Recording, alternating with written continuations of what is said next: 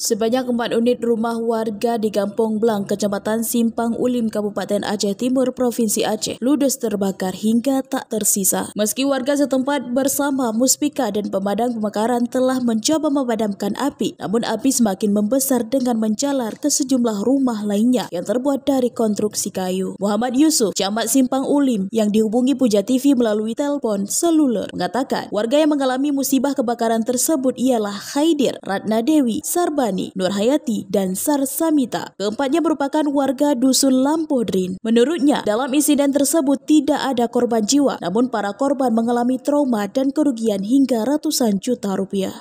4 unit yang kebakaran di Simpang Ulim, dan juga 4 kepala keluarga. Di desa mana ini Pak kira-kira Pak?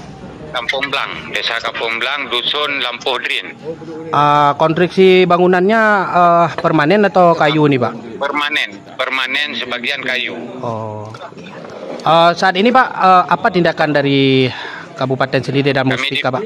Kami di pihak Muspika dengan pihak Pemda Aceh Timur sudah menyalurkan bantuan masa panik berupa tempat tidur dan perlengkapan yang lainnya. Kemudian juga saya memerintahkan langsung kepada Pak Gesi untuk membantu melalui sumber dana kampung kepada 4 kakak dengan nilai per kakak 1 juta, dan alhamdulillah tadi siang juga langsung diserahkan kepada yang menimpa musibah. Demikian Pak Romi. Ya baik Pak, sedikit lagi Pak, kira-kira kerugian material apa nih korban nih, berapa kira-kira Pak?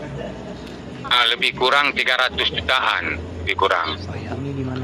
Saat ini Pak, warga yang kebakaran ini Pak, apakah mengungsi atau ada tenda khusus Pak dibuat? Kalau siang orang ini kembali ke tenda khusus, kalau malam kembali kepada keluarga masing-masing. Oleh karenanya yang musibah itu 4 kepala keluarga bagian daripada masyarakat Kampung Blang.